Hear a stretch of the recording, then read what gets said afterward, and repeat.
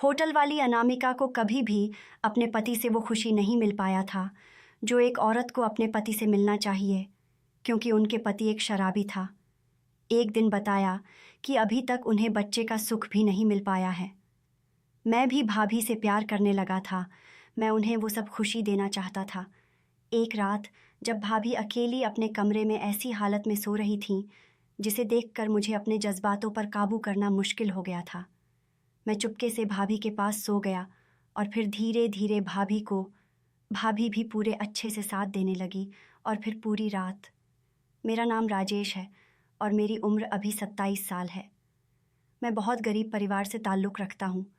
इस दुनिया में मेरे माँ के अलावा मेरा और कोई नहीं था। मैं एक छोटे से गांव का रहने वाला था जो शहर से काफ़ी दूर था। हमारे रहने के लिए एक टूटा फूटा घर था जिसमें मैं और मेरी माँ रहते थे। मैं ज़्यादा पढ़ा लिखा नहीं था, इसलिए मज़दूरी करके अपना गुजारा कर रहा था। मेरे गांव से कुछ ही दूर पर नेशनल हाईवे का मेन रोड गया हुआ था। उस हाईवे पर ही एक छोटा सा होटल था जिसमें कम पैसे में थोड़ा अच्छा खाना मिल जाता था। उस दिन जब मैं पास के गांव से काम करके वापस लौट रहा था तो मैंने सोचा कि क्यों नहीं आज इस होटल पर खाना खाया जाए। मेरे पास थोड़े बहुत पैसे थे, इसलिए मैं उस ढाबे पर खाना खाने चला गया। जब मैं उस होटल पर पहुंचा तो मैंने देखा कि एक अकेली औरत उस होटल को संभाल रखी थी। उस औरत की उम्र यही कोई 29 या 31 साल के आसपास होगी। वह ज़्यादा गोरी तो नहीं थी, लेकिन उसकी शरीर की संरचना इतनी खूबसूरत थी कि वह किसी फिल्म की हीरोइन से कम नहीं लगती थी। फ़र्क सिर्फ इतना था कि वह बहुत गरीब थी। मैंने देखा वह अपने ग्राहक से बहुत ही अच्छे से पेश आ रही थी। उसके चेहरे पर एक अलग ही चमक थी। वह होटल ऐसा जगह था जहाँ पर बहुत ही कम लोग आते जाते थे, बस थोड़े ही लोग वहाँ आते थे। मैं अंदर जाकर चारपाई पर बैठ गया और अपना खाने का ऑर्डर दे दिया। थोड़े ही देर में वह खाना लाकर मेरे सामने रख दिया। जब मैंने खाना शुरू किया तो अच्छे से पेट भर के खा लिया, क्योंकि खाना बहुत ही अच्छा बना हुआ था। खाना खाने के बाद जब मैं पैसे देने लगा तो मैंने पूछ लिया कि आप यहाँ अकेली काम करती हैं। वह कहने लगी कि हाँ, ज़्यादातर मैं अकेली ही रहती हूँ, क्योंकि मेरे पति इस पर ज़्यादा ध्यान नहीं देते हैं। उस वक्त मेरे मन में ख़याल आया कि क्यों ना इस होटल पर काम पूछ लिया जाए। अगर यहाँ काम मिल जाता है तो एक ही जगह रहकर काम करना पड़ेगा और कहीं जाने की ज़रूरत भी नहीं होगी। पहले मैं उसका नाम पूछा तो उसने अपना नाम अनामिका बताया।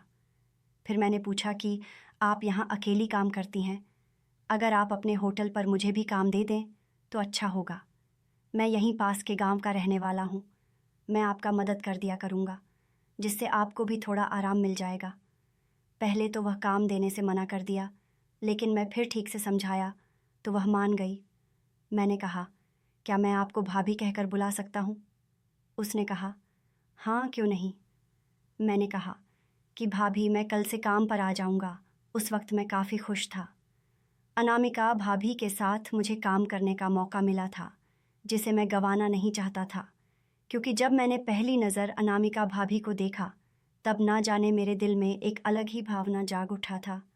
वह भले ही गरीब थी, लेकिन उसका दिल बहुत साफ था। मैं मन ही मन में कई सपने देख डाले। वैसे मैं भी तो गरीब ही था। अगर इस गरीब को इतनी खूबसूरत भाभी के साथ मिले तो मैं कैसे मना कर सकता था। मैं उस वक्त अपने घर वापस आ गया। फिर मैंने अपने माँ से कहा कि माँ, कल से मैं यही हाईवे के पास जो होटल है वहीं काम करूँगा। अगले दिन सुबह 10 बजे मैं होटल पर पहुँच गया। मैंने देखा कि अनामिका भाभी होटल को खोल रही थी। दरअसल होटल के पीछे ही उनका रहने का कमरा बना हुआ था, इसलिए वह जल्दी से उठकर काम करने लगती थी। मैंने कहा, भाभी अब मैं आ गया हूँ तो आप रसोई का देखें और बाहर का सब काम मैं कर लिया करूँगा।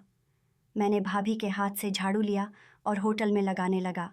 भाभी अपने रसोई में सब्जी काटने बैठ गई। मैंने कहा, भाभी आप इतना काम अकेली कैसे संभाल रही थीं? क्या आपका और कोई नहीं है? अनामिका भाभी कहने लगी कि मेरे पति हैं, लेकिन वो हमेशा नशे में चूर रहते हैं। वह कभी कभी मेरे काम में मदद कर देते हैं, नहीं तो मैं खुद सब काम करती हूँ। मैं उस होटल पर काम करने लगा था और अनामिका भाभी से अब अच्छे से बातचीत होने लगी थी। उनकी प्यार भरी बातें सुनकर मैं पूरा दिन खुश रहता था। पता नहीं क्यों भाभी को देखकर मुझे बहुत खुशी होती थी। एक दिन मैंने भाभी से पूछा कि भाभी, आपको कोई औलाद नहीं है क्या? तो मेरी बात सुनकर वो उदास हो गई और कहने लगी कि नहीं, अभी तक मुझे कोई औलाद का सुख नहीं मिल पाया है। अनामिका भाभी कहने लगी कि मेरी शादी को 8 साल हो गए हैं, लेकिन मैं अभी बिना औलाद के जी रही हूँ। मेरी शादी के कुछ दिन बाद ही मेरे सास ससुर की मौत हो गई। मेरे पति अपने माता पिता के इकलौता औलाद हैं। दरअसल मेरी शादी एक झूठ की बुनियाद पर हुई थी। मेरे ससुर मेरी शादी ये कहकर करवाए थे कि उनका बेटा बहुत अच्छा है, उसके अंदर किसी तरह का कोई ऐब नहीं है। लेकिन जब शादी होकर मैं अपने ससुराल आई थी तो पहली ही रात को मेरे पति नशे में चूर थे। जब वह रात को कमरे में आए तो मैंने देखा कि वह शराब पीकर पूरे नशे में चूर थे। उसी वक्त मुझे अपने पति की सच्चाई का पता चला। मेरे सारे सपने, मेरे सारे अरमान उस दिन चूर चूर हो गए। उस वक्त मैं अपने किस्मत पर बहुत रोई।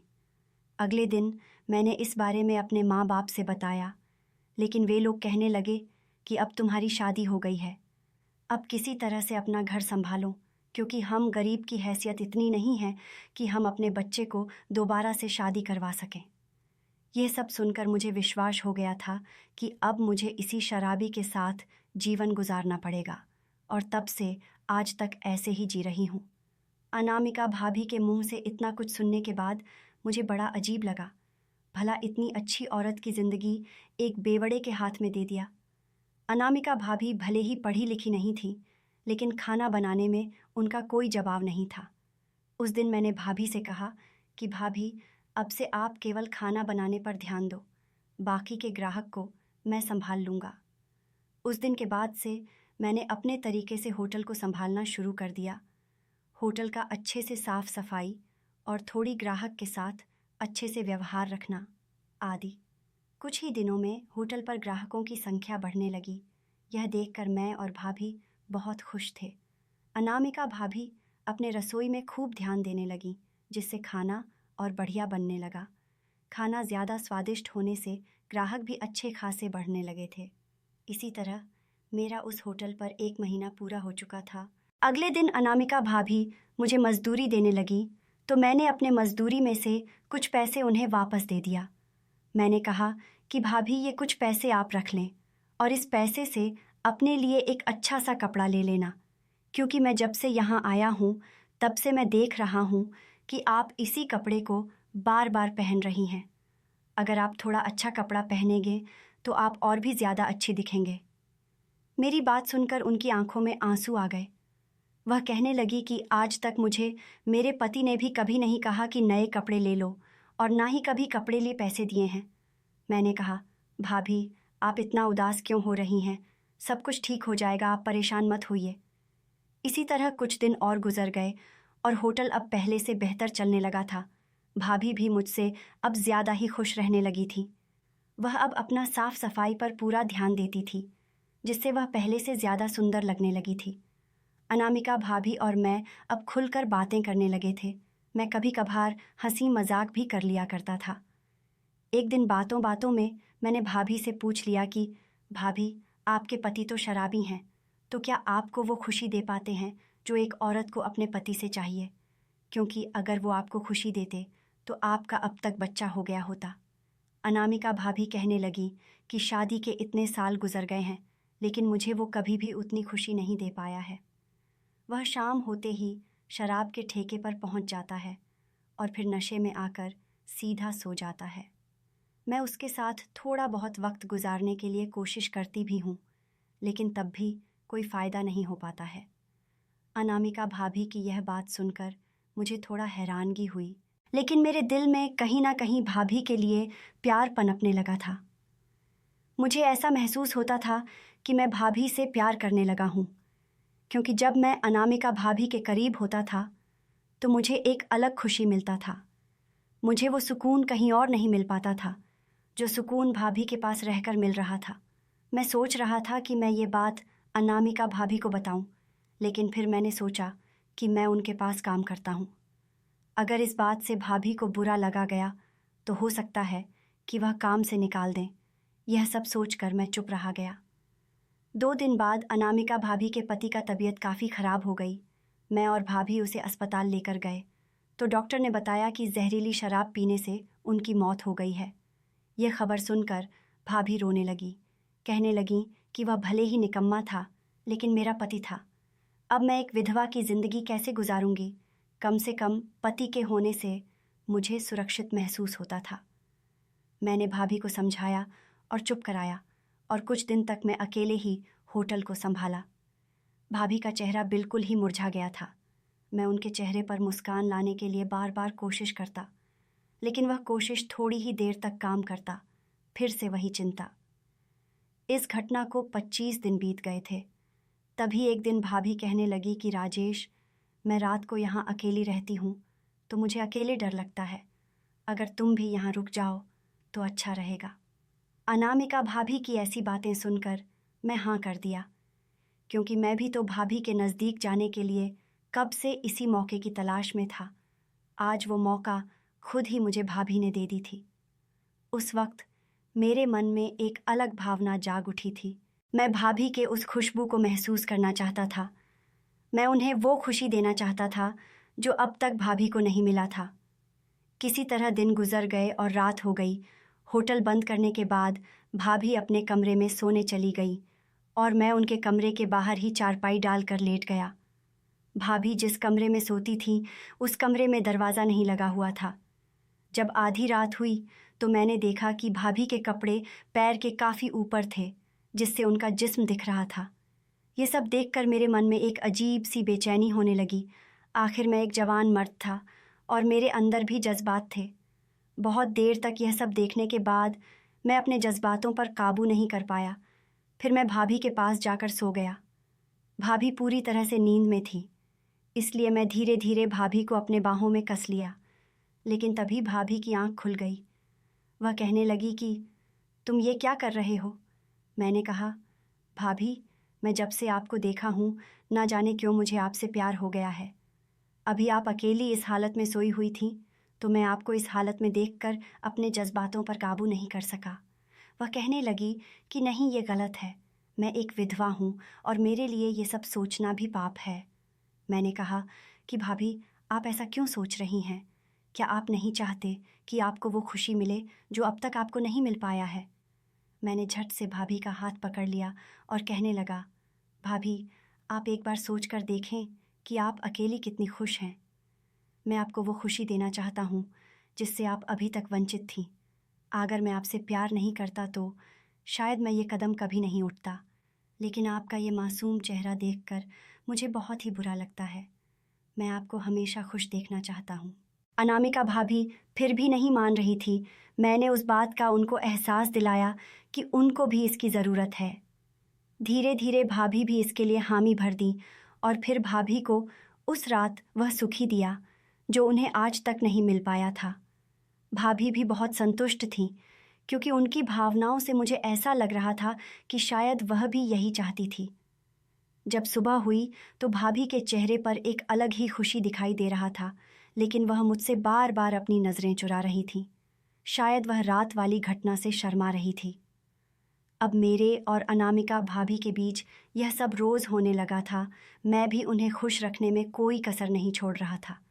इसी तरह 3 महीने गुजर गए तो भाभी की तबीयत एक दिन अचानक से ख़राब हो गई। मैंने फ़ौरन उन्हें डॉक्टर के पास ले गया तो डॉक्टर ने बताया कि वह माँ बनने वाली है। ये खबर सुनकर तो भाभी एकदम से घबरा गई। उन्हें लगा कि यह बात अगर लोगों को पता चल गई कि मैं बिना पति के माँ बनने वाली हूँ तो मेरे बारे में लोग गलत ही सोचेंगे। हो सकता है कि होटल पर आने वाले लोग भी यही सोचें और मुझे गंदी नज़रों से देखें। अगर ऐसा होता है तो मैं कहीं मुंह दिखाने के लायक ही नहीं रहूँगी। मैं भाभी को लेकर उनके कमरे पर आ गया, लेकिन मैं देख रहा था कि भाभी बहुत परेशान लग रही है। जब उनको परेशान देखा तो मुझसे रहा नहीं गया। मैंने पूछा कि भाभी, क्या बात है, आप इतने परेशान क्यों हैं? अनामिका भाभी कहने लगी कि राजेश, मैं एक विधवा हूँ और मैं एक बच्चे की माँ बनने वाली हूँ। अगर ये बात लोगों को पता चली तो लोग मुझे बुरी नज़रों से देखेंगे। भाभी रोने लगी और कहने की, राजेश, अब मेरी इज्जत बचाना तुम्हारा काम है, क्योंकि मेरे पेट में पल रहा बच्चा भी तुम्हारा ही है। इस वजह से तुम इस बच्चे का बाप हो। मैं उनकी भावनाओं को समझ गया था कि वह क्या कहना चाह रही हैं, तो मैंने भाभी से कहा कि आप परेशान मत होइए, हम कल ही किसी मंदिर में जाकर शादी कर लेंगे, क्योंकि मैं भी आपको हमेशा के लिए अपना बनाना चाहता हूँ। मेरी बात सुनकर भाभी की आंखों में खुशी के आंसू बहने लगे। वह कहने लगी कि राजेश, तुम कितने अच्छे हो जो मेरी भावनाओं को समझ जाते हो। अगले ही दिन मैं अपनी से बात करके अनामिका भाभी के साथ मंदिर में शादी कर लिया।